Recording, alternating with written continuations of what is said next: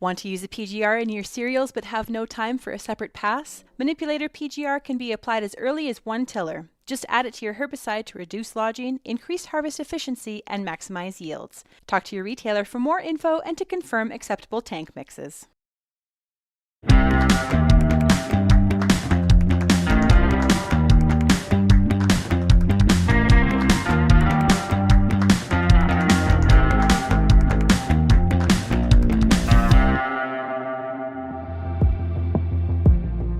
Thank you to our show sponsors, Farming Forward, The Pulse School, and Wheat Pete's Word. Every Wednesday, Peter Wheat Pete Johnson answers your top agronomy questions in this dynamic podcast, covering soil health, cover crops, planting, herbicides, and so much more. Have a question? Leave him a message at 1-888-746-3311, send him a tweet at Wheat Pete, or email him at pjohnson@realagriculture.com. Find Wheat Pete's Word on realagriculture.com, wheatpete.com, or wherever you get your podcasts.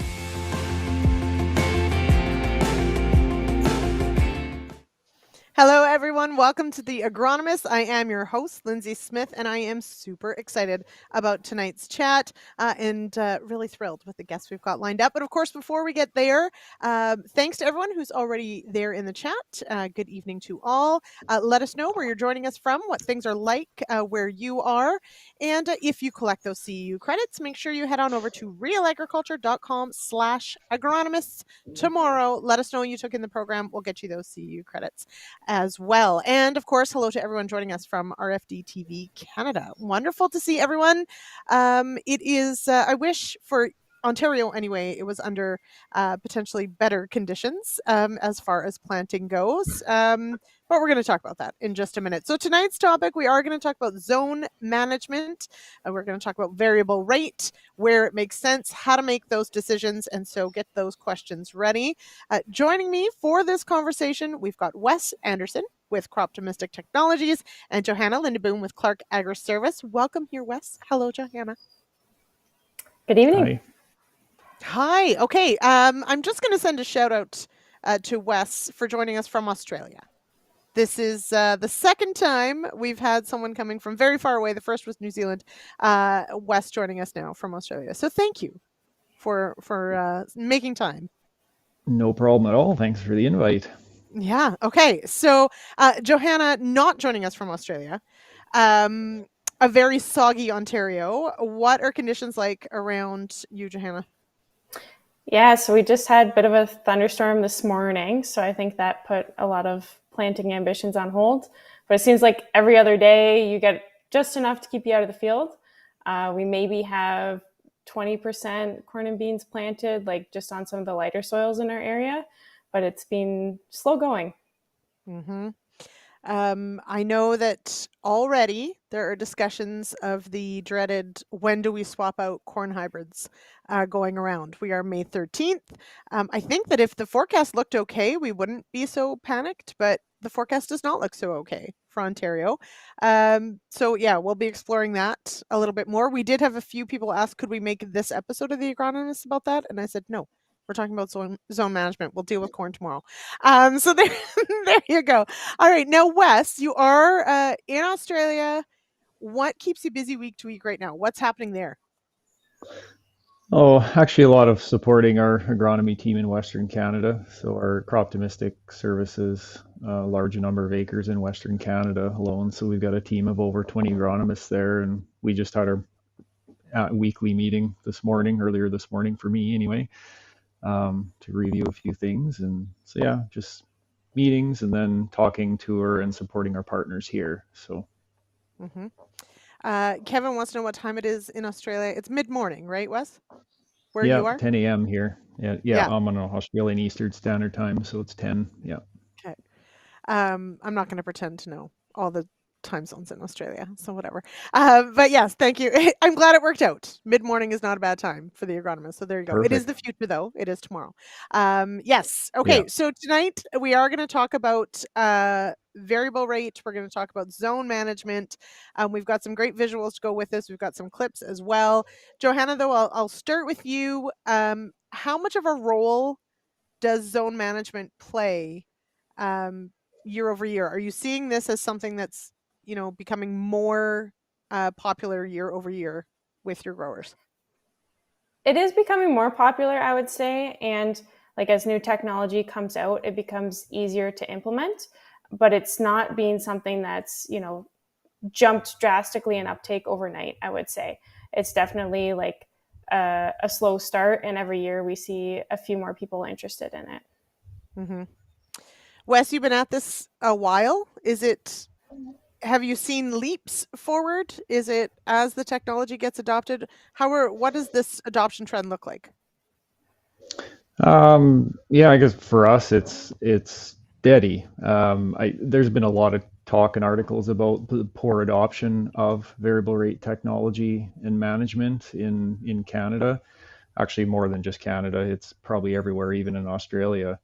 But I think, like Johanna said, as technology comes along and we get smarter about how to do these things, better software ability to handle data and things like that, I think it's steady adoption progress, and maybe some historical practices are starting to get a bit sidelined as we learn a bit more too. So yeah, overall it's increasing, it's growing, and the farms Mm-hmm. that are doing it, I think we see are growing.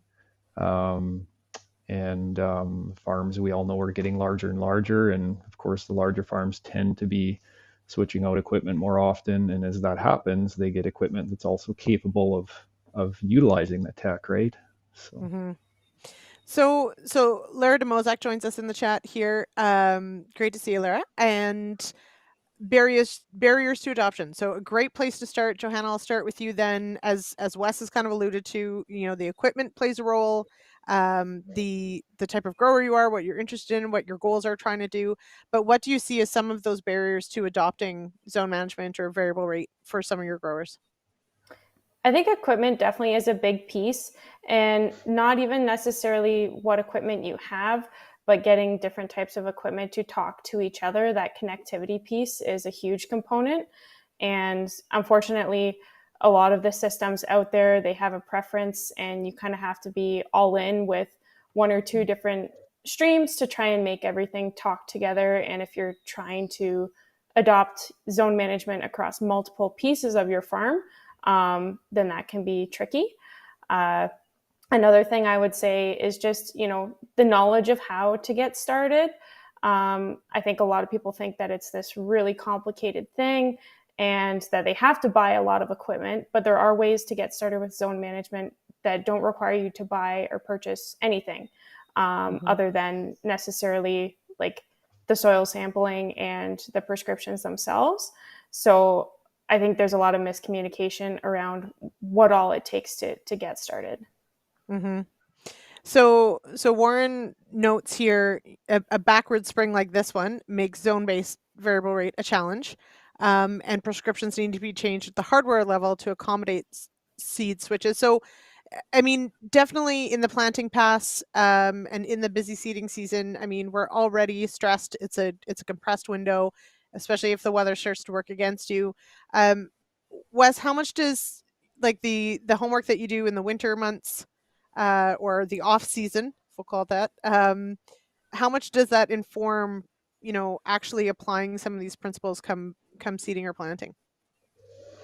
well, there can definitely be last minute changes. I mean, switching out crops completely is, yeah, and it happens. It's weather, whatever, we manage it. We always have with agriculture, right? But for the most part, yeah, the plan in place is the one that gets implemented. Um, yeah, I guess we just take the changes as they come if they're needed. Mm-hmm. Johanna's got a great slide here, and I think it's so. Producer Jay, if you could bring up Johanna's first slide, because I think this is challengers or barriers to adoption is one thing, but the goal setting is another. So we did talk about that. We're likely going to talk a lot about varying fertility, maybe plant populations, but I think it's important, for any either practice or technology to talk about that goal. So Johanna, when you look at, these are examples certainly of what some of farmers might be trying to achieve. Where do you think most are spending sort of their time as far as what their goals are when they come to you and start wanting to work on this process? I think in general, everyone, their ultimate goal is going to be return on investment, or at least hopefully it is. And then also just to improve their farm, right? They want to make something better. One misconception I would say is that a lot of people go into it thinking that the goal is to spend less money on inputs, but that's not always the result. So I think you need to have an idea of what exactly you want to get out of this. And, for some things like environmental footprint, that might not lead to a return on investment, but that could be something that you're looking to achieve on your farm. And you have to be able to identify that from the outset so that you can figure out what tools you're going to need and where to get started. Wes, Peter caught up on one of the things you mentioned. You mentioned some older techniques that are perhaps going by the wayside for zone management. Can you elaborate on that? What techniques do you think are sort of wearing out their welcome? Yeah, we're seeing in Western Canada anyway, and Australia too. We're seeing historically maybe like just using yield data and making some zones out of yield data or NDVI or something.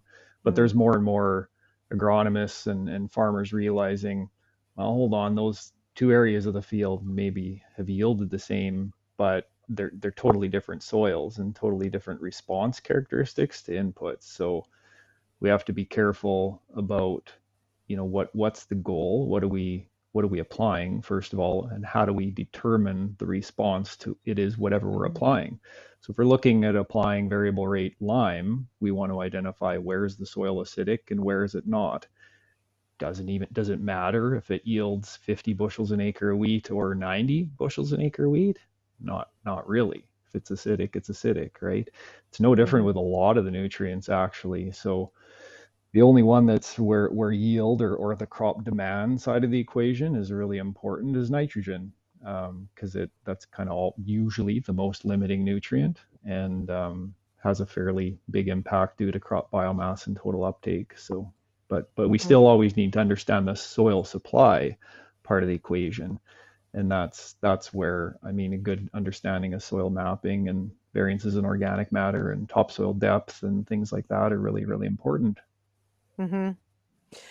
Johanna, when you're working with your growers, is the yield map a lot of what they sort of start from as far as wanting to make decisions, or NDVI? Like what does that look like when a grower wants to sort of start looking at breaking down, zones in their field? Where do they typically want to start from? It really depends on what information you have available to you. So one of the things with equipment being a barrier is not every farmer necessarily has access to yield maps, or they might not have access to calibrated yield maps. So that could make that whatever yield mapping you're getting off of that combine is not necessarily accurate. If it's not calibrated, it should still be relative, so you can start from there. But if you have multiple varieties or hybrids in the same fields, then that can throw everything off. I think it's a good baseline to start that things are different within a field, but even with yield itself, like you have extreme weather one way or another, and that could impact your yield drastically in that year. So at the very least, you want to be using a normalized yield where you're taking multiple years and combining them. I'd say like satellite imagery provides a lot of information over the course of a growing season, so that can be helpful. I do really like bare soil maps from Google Earth if you can get them as well. That's a great place to start. I also like bare soil maps that you can like draw lines on. Anyway, it's like, what's happening here?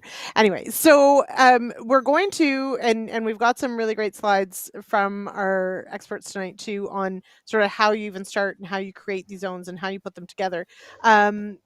But Warren brings up a good point, and we've actually got a clip that we'll go to shortly here on sort of this discussion of, how much change is enough, let's say, in to actually decide, okay, how much change is going to make a difference, right? So is a 10% change really enough? Is it, does it need to be 50% to make it all worth it? So Wes, when you're digging into, and I know with swap maps, it's 10 different zones per field that things get broken into. And when a grower wants to, let's talk fertility maybe first. What does that range sort of look like as far as like how different can a prescription look within that field and within those 10 zones? Yeah, we do take a consistent approach, and that's for a few reasons. It's just logistics within our own systems, but just also for a farmer having the same coloring, same number of zones, the same approach is just, it makes it so much easier to compare field to field and things like that. Or I can be anywhere in the world looking at a swap map from anywhere in the world, and instantly I know something about the field just with that approach, right? Um, Now, that doesn't mean you put 10 different rates on, right, of every product, right? That's overkill. It's just a framework to work within and then to guide soil sampling to understand and put some values to the differences that are there, whatever they may be.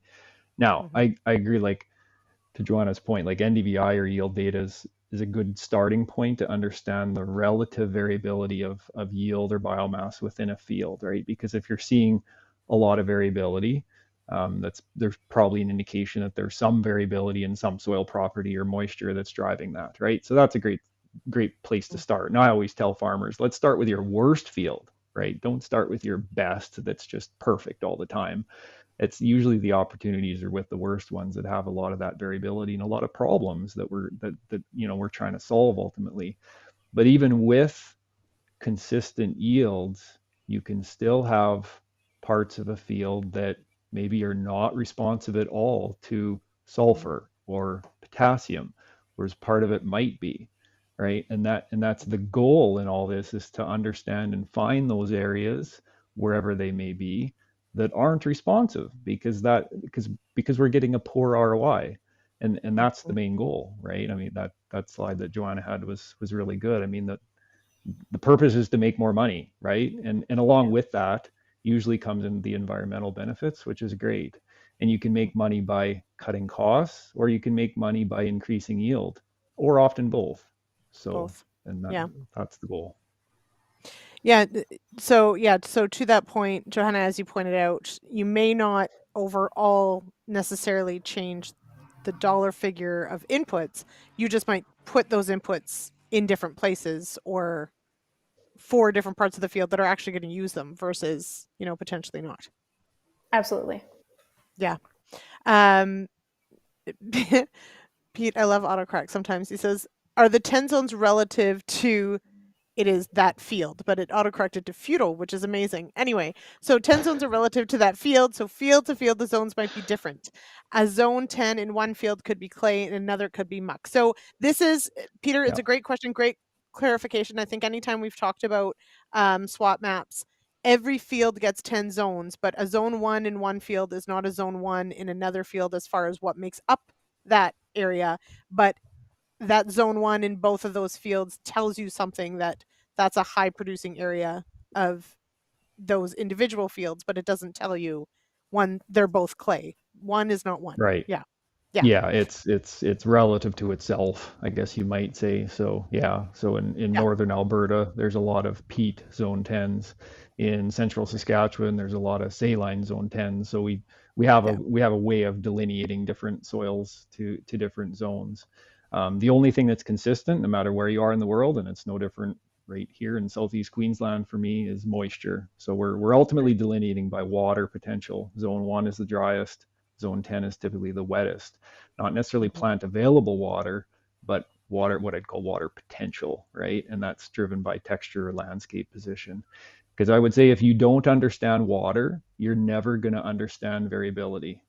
Water is the underlying driver of almost everything, even things like pH, phosphate levels, like it all relates. If you trace all the reasons things are what they are, it probably relates to water. So that's got to be a big part of understanding what you're doing. I just got the vision of that meme with like the board and the strings and the push pins and the everything all relates to each other. Anyway, okay, so we'll make a meme out of that later. Okay, so we have 2 clips tonight, and both of them I've been going back and forth on which one I want to play first, but I think we're gonna go. Producer Jay, if you would, I want to play the Aaron Breimer clip. It's a soybean school, and I think it captures some of what we've just talked about, where this is about variable rate fertility in beans. And so these are just clips. I highly recommend going to watch the whole thing.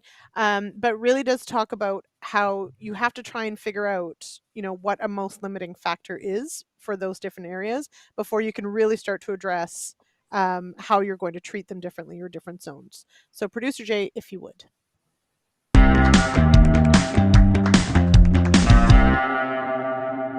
So Aaron, you've got some interesting research here. Take us through it that really shows how variability in fields can impact soybean yield. So yeah, what we did was we took very intensive soil test data and we overlaid the yield data. And what we were looking for was to see how soybeans responded to different phosphorus levels. It would be great if we'd found that perfect curve that every field matched. Here's 3 fields, all from the same grower, all planted roughly the same time, all the same variety, and we have 3 very different responses. The first one is what I would call your typical response that we would expect to see, that as phosphorus levels go up, yields go up until you get to a point where the phosphorus is a little too high, and maybe that's bringing on some diseases and the yields start to drop off.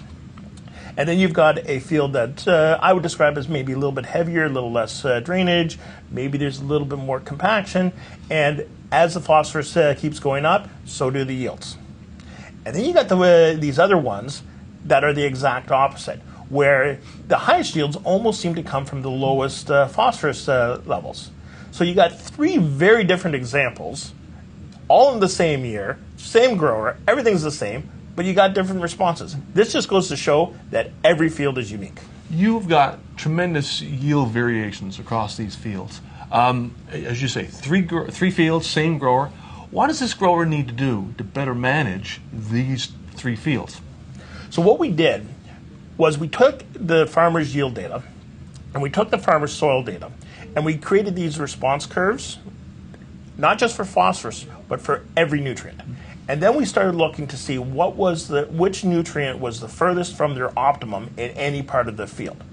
When we do this, we're able to say, okay, that part of the field, we have to address phosphorus. That part of the field, it's a potassium issue. This area, probably magnesium. Over here, maybe we need to be starting to think about boron. So every field is unique. Everybody knows about Randy Dowdy. Mm-hmm.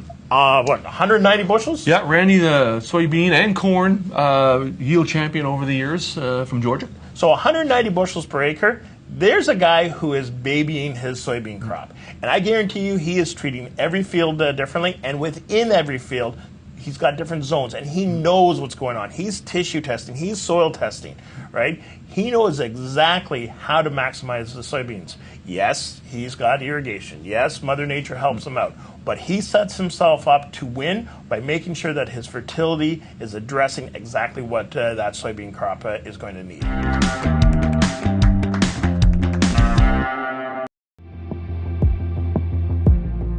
The Agronomist is brought to you by Wheat Pete's Word, Farming Forward, and the Pulse School. From pulse seed quality and selection to made in Canada varietal developments and on to disease management and marketing decisions, the Pulse School keeps farmers in the loop about pulse production. The Pulse School is made possible by support from BASF. Learn more at pulseschool.com.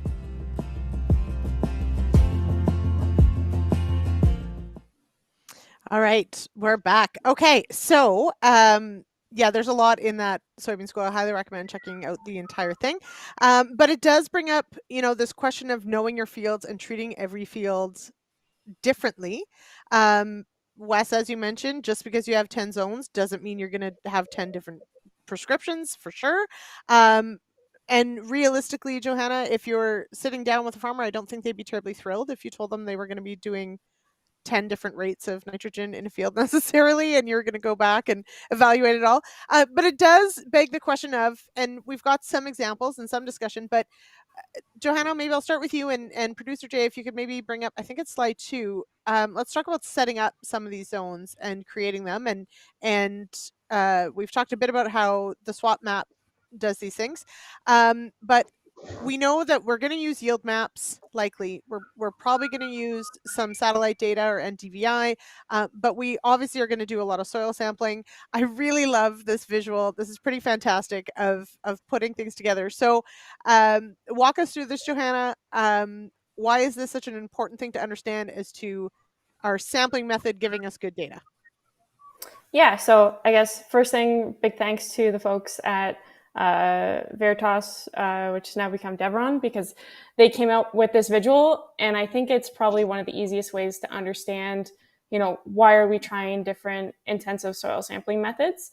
And it's that idea of we're increasing picture resolution, right? So you start off, you've got your bulk 25 acre sample, and we can redefine that a little bit by getting a grid sample, and we're going to get more pixels in that picture, so we get a clearer picture. If you want to get a really well-defined high-resolution grid picture, you have to make a smaller grid, right? So some people might go as low as 1 acre grids, which can get really costly, or you can get into zone soil sampling. So that's the idea of taking some of the information that you already know about the field and using it to separate out different areas, so that you're not just applying a grid that doesn't have any rhyme or reason to it, other than the fact that it's even, but we know that field variation is not even. So you can kind of cut out the river flats that are there, or the high hilltops, or that one sandy area. And then we've got soil sensing equipment. So I'm sure Wes can speak to that a little bit more. That's going to give us a higher resolution. And then you've got your actual variation of the field. So we're just trying to move up that gradient in order to give us the most information that we can to help make decisions. And the higher resolution that picture is, should be, the more we are able to make decisions that are going to be profitable for us. Mm-hmm. So, and I mean, we can go into more detail if anyone has questions more about how SWOT Maps collects their data. But we've covered it a couple times, but if there are questions, please ask. But I want to, Wes, to kind of switch over to the matrix. So we are focused sort of more on fertility and on population. And so, understanding, once we've got our soil sample, and let's say we've moved it through so that we've got a good level of detail, and we want to actually start making some decisions. There's a neat, I think it's slide 1, Producer Jay.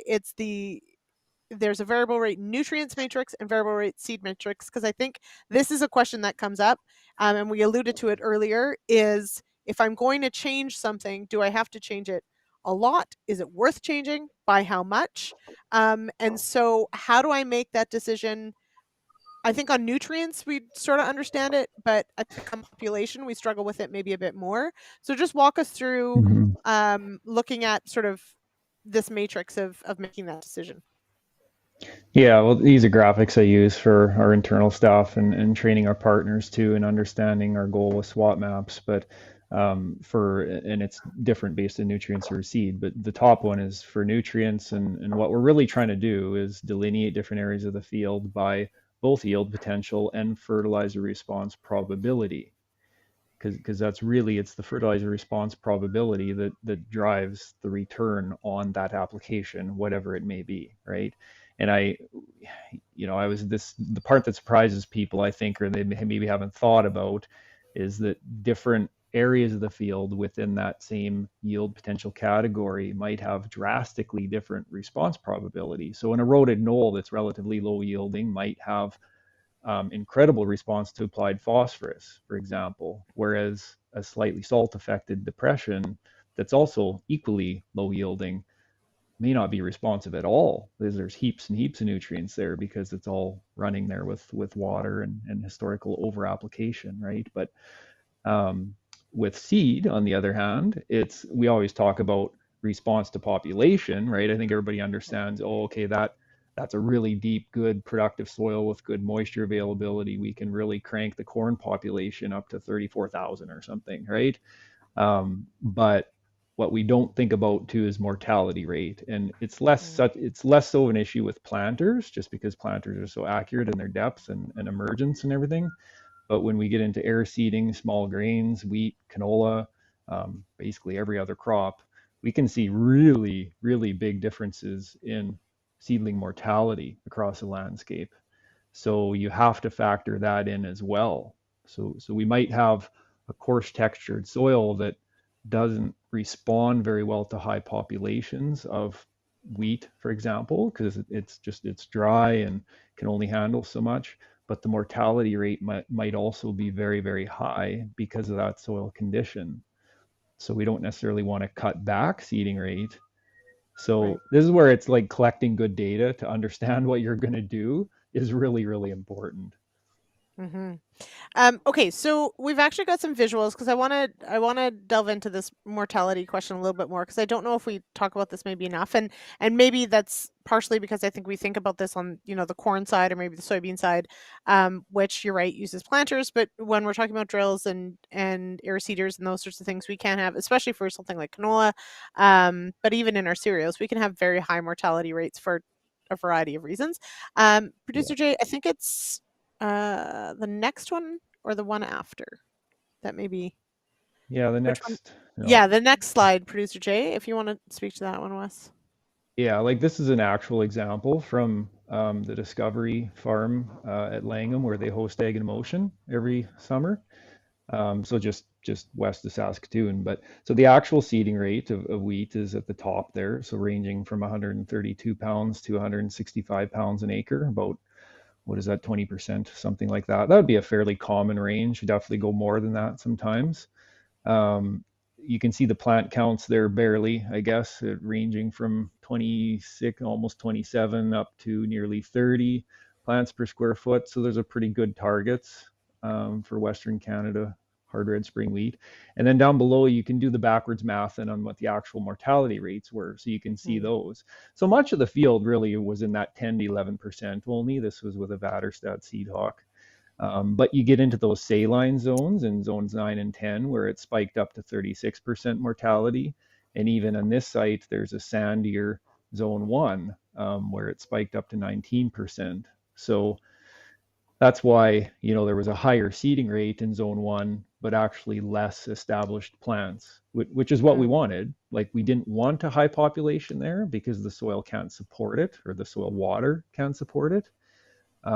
Whereas in zone 10, there's horrific kochia in this farm, as there is in most saline areas in Western Yes. Canada. We want to crank up the population to get weed control as much as anything. We're not going to suddenly make that soil the highest yielding part of the field. We just want to compete with weeds. so that's the other part of it. Mm-hmm. Now, Pete throws in here, seed mortality is drastically affected by environment and different every year.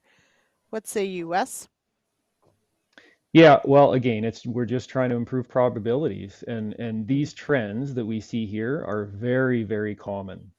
Now, we might do something based on our past experience or knowledge of the field, based on those soil and water properties, and then we'll go in and measure it, which we do. We used to do manual counts like we see here.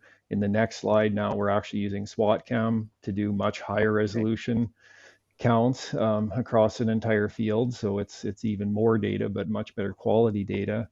But yeah, and then we might adjust then in the future. So it's about doing something, measuring, adjusting, and that it's that constant loop of improvement.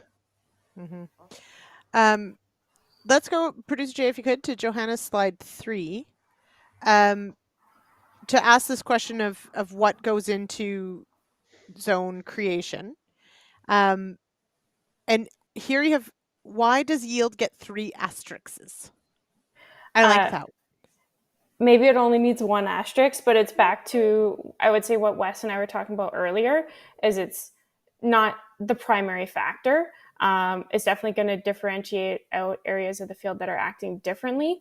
But a lot of times too, we might get 5 yield maps from a grower, and only out of those 5, 1 or 2 are ones that we think accurately depict, the variation within that field based on weird years, or even,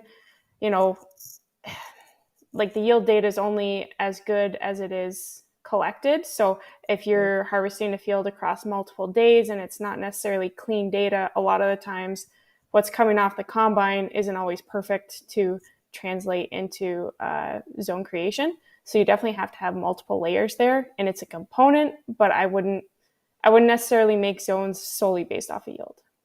Mm-hmm.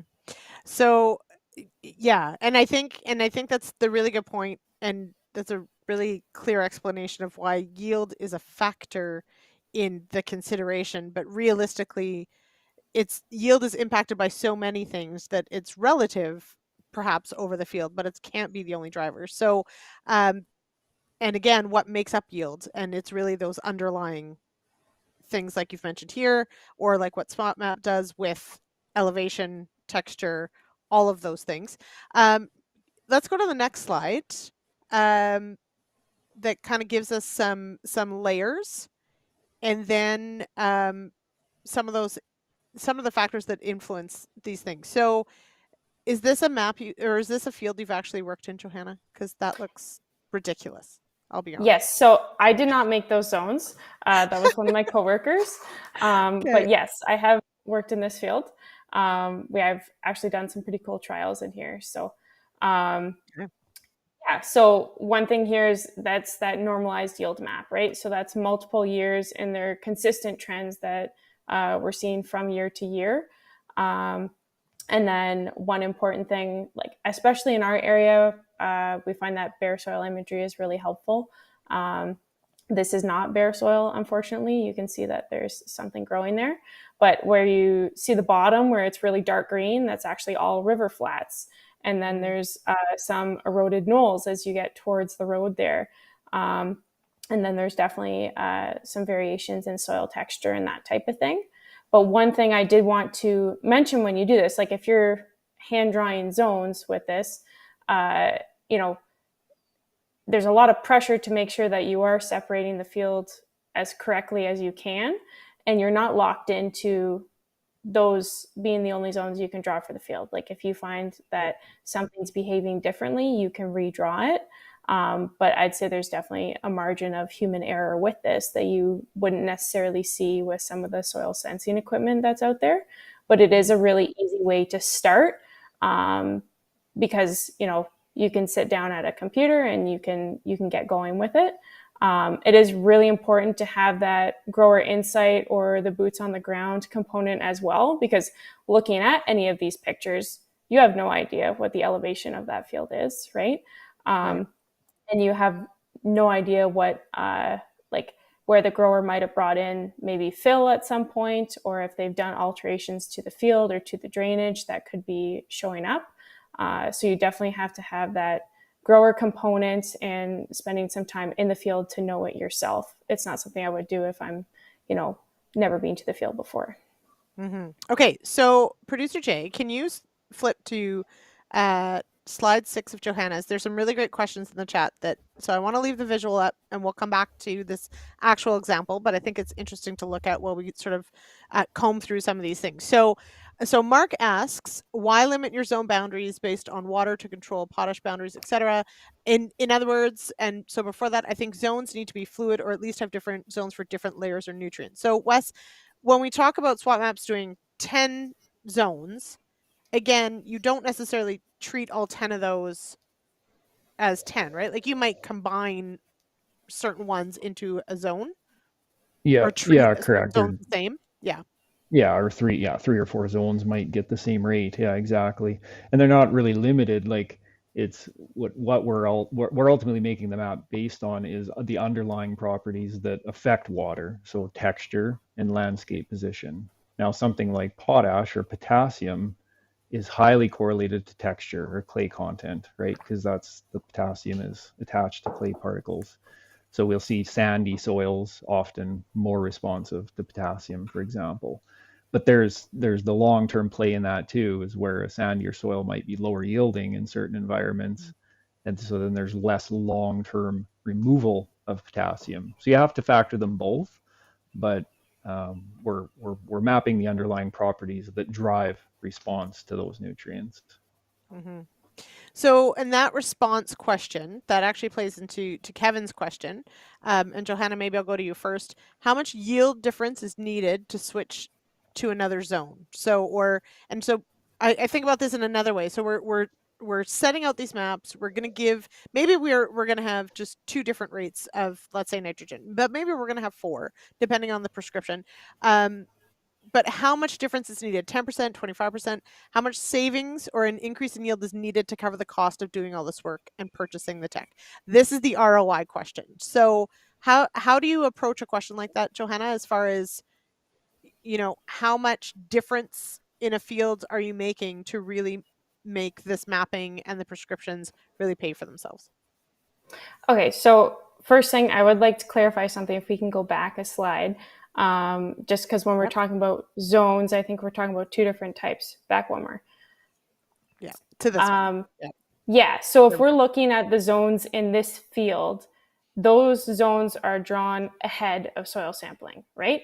And each one of those is, you take soil samples, and that's, one soil sample that gets tested for you. And Wes, correct me if I'm wrong, with the SWOT map, you actually, map the field before those zones are created, correct? Yeah. So CEC or texture would ultimately be gathered through the EM data. Yeah. Okay. So that's one thing. Like, there's not, in this scenario, there's no yield difference before switching zones, right?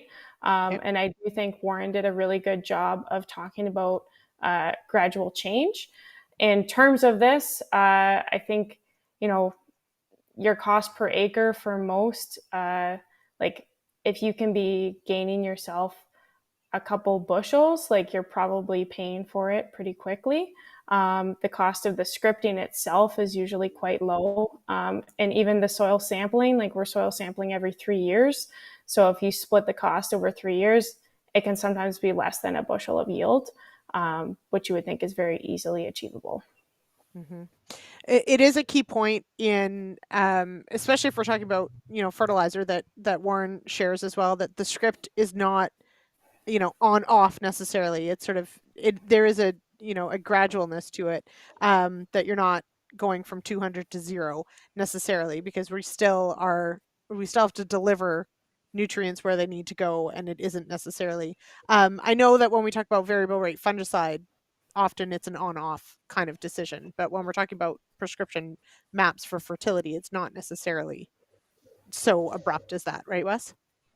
Yeah, it all has to do with what the equipment can do. Yeah. So for on-off fungicide, the reason we prefer on-off a lot of the time is because it takes advantage of sectional control across the sprayer, so it can be a lot more accurate. Whereas if it's actual VR, you're just putting on the rate that's at the bubble, right, at where the center of the sprayer is. With nutrients, there's different ways to write files. I mean, a lot of people don't know this. Like, there's vector raster, and we tend to use really high resolution raster files. So even the 10 SWOT zones, again, are just a guideline, and the rates actually are constantly changing across the landscape. So it rarely actually settles in any one rate. It's changing gradually, much like soil does. Because believe it or not, Mother Nature didn't draw lines, or certainly not 2.5 acre squares when she made soil. Right. So, Lara DeMozak did mention earlier, a bit of a cheeky comment about how variable soil is in a field, and I've shared this before, but I'll do it again. In looking at soil maps for even just my own 100 acres here in Ontario, it honestly looks like finger painting. Like, if all the soil had a different color, it just looks like someone just smeared their hand across it, and that's only like 100 acres. So when you're trying to manage, hundreds upon hundreds or even thousands, there is so much variability that, at the surface maybe, doesn't seem super important, but when you really start to map it out and look into it, it really is, pretty phenomenal what you can see for the differences and the different yield potential or the production potential of them. A quick note in here, because I think, and this is an interesting one, we're not going to talk a lot about diseases, but because we mentioned, like a fungicide trial, so Paul Sullivan, who is here in my area, he's using SWOT zones and overlaying yield maps to apply contents, which contents is a white mold or sclerotinia product. And contents is the one, I think, that it's a biological that actually kills the sclerotia, I think, right? And so that is, to me, so that's an interesting mix of using a yield map overlaid with zone maps, because we certainly know that sclerotinia or white molds in soybeans anyway, when yield is really high, that's when we end up with our white mold problems, because we've got lots of lush canopy and moisture and all that. So that's pretty cool. I'd even back you up, and it's not even where yield is high; it's where the biomass is high mid-season, right? Yes. So again, now Yeah. if we have the ability to zones to predict where the biomass is going to be high with soybeans or any sort of bean, or even a lot of the pulse crops in Western Canada, that's where we actually back off on seeding rates. There was a South Australian farmer that said, he couldn't have said it better. He said he's a lentil grower, and he said, you can't trust lentils to look after themselves. And what he was referring to was lentils, when they're given lots of water and nutrients, they'll just grow and grow and grow vegetatively. And they might not even produce any seed. I've seen that in my career. So what we can do is utilize variable rate seed initially to manage some of that risk, but then overlaying something like contans is really cool. I'd actually never thought of doing that, cool but idea. Paul's a sharp guy. Yeah. Lentils are an interesting crop because they need stress to actually try to reproduce. So the fact that they would not actually even try to set seed, it just blows my mind a little. Okay, we're rapidly running out of time. I do want to play Dale Cowan's clip, because this is in looking at population differences, but this gets to the question of, how much change do you really have to do to kind of make it worth it, which I think is an interesting question. And then I want to get back to some of that nitrogen data and talking about, Johanna's got some great points about evaluating using zone management or variable rate. So producer Jay, if you would, we'll go to this corn school with Dale Cowan.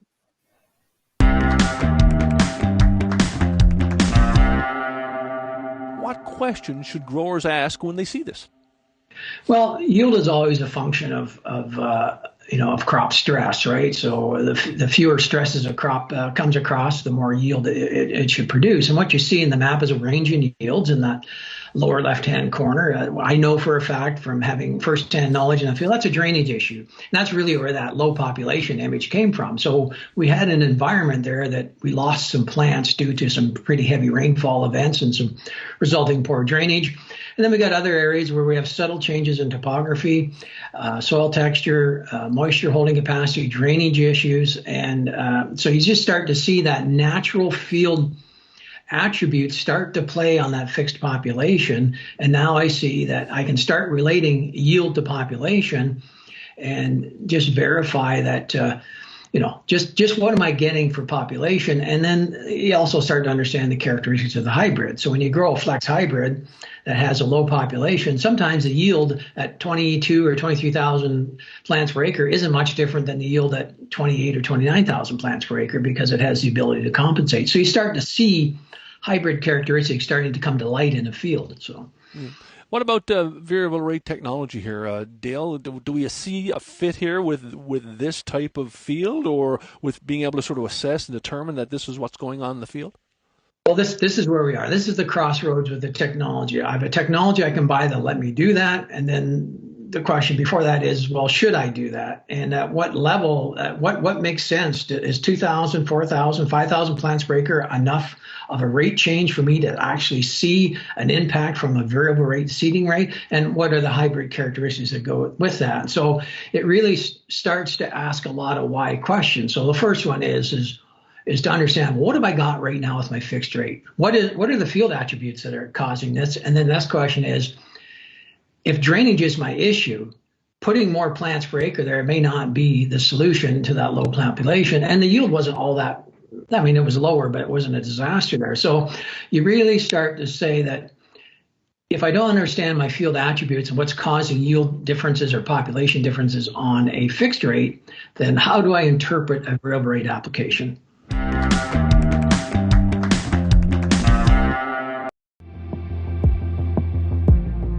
The Agronomist is brought to you by the Paul School, We Pete's Word, and Farming Forward. Farming Forward is a new video series brought to you by the Farm Resilience Mentorship Program. Sharpen your soil health expertise with cover cropping, nitrogen management, and advanced grazing. Visit realagriculture.com/farming-forward for more.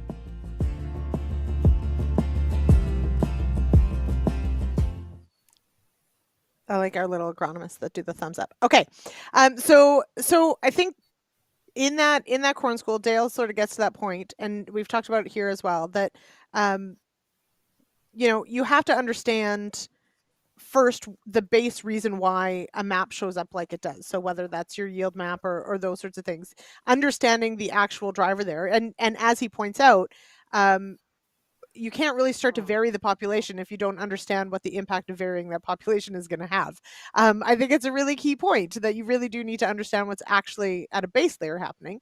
And so I think, with the time we have left, I do want to touch on a few of the key points of evaluating, why it is you're going to make some of these choices with your agronomist or as agronomists, how you're going to help your clients decide on what they're going to do. So, Johanna, I think it's your second last slide. So I think it's slide, I want to say 6. We've got an example. Maybe, yeah, this is the endiviated nitrogen sample example. Do you want to walk us through this? And then I want to talk about sort of the evaluation side of some of what we decide on. Yeah, so we tried this out several years ago, actually. And we took in-season NDVI as a measure of yield potential within a field. And then we went back into those areas of high, medium, and low, and we took nitrate samples and used those to come up with a Y-drop nitrogen recommendation. We work with a third-party company, Devron, to put in check blocks and analyze our data for us. So that's what you see are those little, odd colored blocks within that, and then our resulting yield map. And so, so what did you learn from this trial? To be honest, one of the biggest things we learned is that trying to make scripts turn around in season is very challenging. So Wes talked about, being able to predict where the biomass is going to be high. Anything that you can use to do that to, maybe come out with those variable rate recommendations ahead of time, I feel like you can have maybe more success with, because to get the drone flight to go in and physically take the samples and then make the recommendation when your goal is to have that NDVI image as close to application as possible can be really tricky. And you throw in a couple of days of bad weather, sometimes it is impossible, right? So that was probably our biggest learning from that. And I think that's definitely been a challenge on the nitrogen side, because it is, changes from year to year, and maybe why we see less variable rate nitrogen in general. But that's something that you have to look at, maybe some other factors that are influencing that. As far as the check blocks go and how do we determine if it pays, the blocks are randomized, and there's always an extreme high and an extreme low rate within them. And then they go through a stats program called R. But the biggest thing for us working at Clark's has been to outsource that. So we are not data analysts, and it's not something that we excel at. And like for us, it's been great to partner with someone who does that. And I think in Ontario, we've got some great independent agronomists, third-party companies that can help out. And, it shouldn't be the limiting factor as to whether anyone can offer variable rate management and that kind of thing. So, Wes, to pick up on that point that Johanna said of, that activity in season and that maybe the uptake on varying N rate has maybe not been as great as maybe we think. With the growers that you're working with in Western Canada and frankly Australia, where have the biggest successes been on zone management? What inputs are really, the ones that have worked well right from the get-go? Yeah, well, I think like delineating salinity and peat soils are really big ones that we've just, have made a big impact in those parts of the field. Like peat in particular, they're just, you get 40% organic matter, and just, it's the crops like trying to drink nitrogen and sulfur through a fire hose, right? There's so much mineralization going on there. It's way above what the crop demand is. So being able to cut back, reduce lodging, improve maturity, manage some of that with seeding rates as well. Like increasing the seeding rates in saline areas to compete with kochia has been a big one. That's just like a no-brainer. The other big one was identifying, like in glacial till landscapes, especially, you get those, gravelly ridges sometimes, the glacial moraine type things. And then, we've discovered things like, oh, geez, these areas are super responsive to sulfur, or maybe potash, or in an area that typically people didn't even use potash, and suddenly we're getting 70 parts per million of K in the soil test. So is it a big part of the field? No, maybe 10-15%, but just because it's 15% of your field doesn't mean you ignore it. So Right. if you find the problem, you manage it. That's the whole point.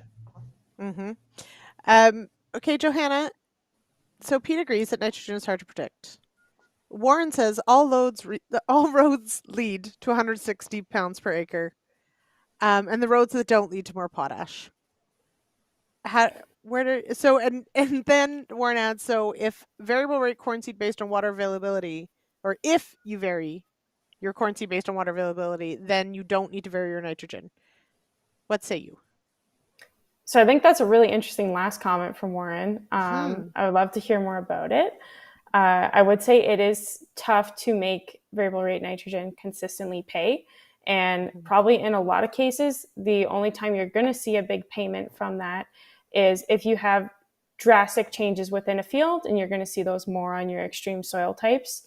If your yield potential changes throughout the season, and that could be something that, on average, we're not really seeing. And a lot of the times, if you have, in general, a good looking cornfield that's not super variable, a lot of people aren't going to be looking into variable rate nitrogen for that. It's more when we see those drastic differences. And when we've seen them and then try to treat for them in season, it can just be a real crunch to try and make all of that happen really quickly. So I feel like it's something that we chased a lot, 5 years ago, and now we're looking at other ways to manage nitrogen within the field. Mm-hmm. So, yeah. So, and that, I guess, is that point about, that in season trying to pivot on something and change direction, or, really make a difference in such a short time window. It really does come back to the planning ahead of time and making your zones ahead of time, and recognizing that it's not going to be perfect. Necessarily, that you can make incremental changes and improve things. It's not necessarily going to be perfect right off the hop either. Okay, so that brings us to, and there's a lot more things we could cover on this, but I think we'll end on this, on the last slide that Johanna has shared, because I think it's got some really great considerations here, of all the things that sort of put together, because of course, as we've talked about, there is a cost on the equipment side, the ongoing cost as far as the soil test, as you mentioned, or measuring some of these things maybe is not, or getting the prescriptions, not maybe the huge cost. It really is having the equipment capability to do some of these things. And I like this question of measuring success, and I think that's where there are other things on this list. I think they're important, but that's maybe where I want to end our conversation. So Wes, I'll start with you. When working with growers and working with agronomists, we've identified some of the maybe soil areas that you've been able to figure out what's going on and been able to figure out some of that. But how do you measure success when it comes to zone management? A couple ways. So in season observations are important, either in person, or now we can do some pretty cool stuff automatically with SWOT-CAM. And then also we do some trials. So we'll run strips, kind of like the example Johanna showed. Usually we try and make like field scale or field length strips, and then take blocks out of those and run stats. So now that we've got Philip Harder on staff, we're using R a lot more too. So yeah, it's important to take a proper statistical approach. And then what we do is actually compare yield within the same zone, so that you're comparing apples to apples. So because yeah, you have to be careful of field splits, or even strips, where, because one strip can be in a much wetter part of the field than another or something, right? So you want to make sure you're comparing apples to apples. Yeah. Johanna, when you're working with growers, what is a measure of success? Is it that they're happy at the end of the year, or that they've learned something, or that they come back and they want to do it again? How are you gauging that, this is working towards something better every year? I think it has to go back to what your goal was, right? So how are you going to measure success if you don't have something that you were looking to achieve? Yes, we do have the check blocks for yield, but other components, we talk about saving money on inputs, but for a lot of people, if they have areas of the fields, especially for fertility, that are really high, it could be a lot to them that they're, don't have any kind of issues from toxicity or like pollution in that sense. That could be a success for them, and that's something that you can see when you're not applying it to those parts of the field. I do think with that clip from Aaron, with some of the variable rate phosphorus, potassium that we do, it's harder to measure success. And I think that's something that we should spend a little bit more time on. It's probably easier to measure success with something like variable rate seed or variable rate nitrogen that, you're seeing results within that year versus a lot of your long-term nutrients. Like that's something that you're going to see year over year. Mm-hmm. So, and one of the comments too, and I think it bears mentioning is, and as some of the conversations happening in the comments about, there comes a time that, at sometimes treating a field for the most part from one end to the other the same, there's probably a time and a place for it. There's also economics to consider here. The thinner the margin, you've got to make some decisions on where you spend your money and whether you spend it on being more precise or whether you spend it on perhaps simplifying. I guess there's an argument to make one way or the other. But in all of this, there is also the environmental aspect of it that we've mentioned tonight as well. That realistically, depending on the kind of field you're working with, we could be over applying in certain areas, and we certainly don't want to. So it's definitely a complicated question, and there are complicated answers. And I like it because if it were easy, everybody would do it, right?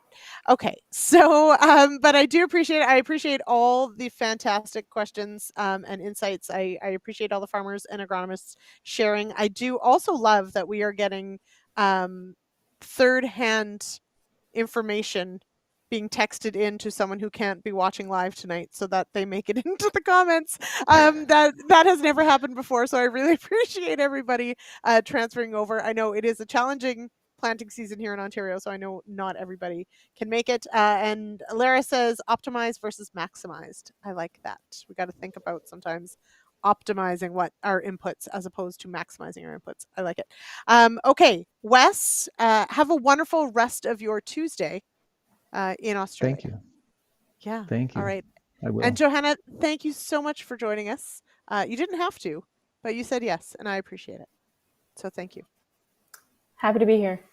All right. Okay. And next week is the holiday Monday. It is the long weekend. And so there is no agronomists on the holiday Monday. So just remember, you'll have to find something else to do next week.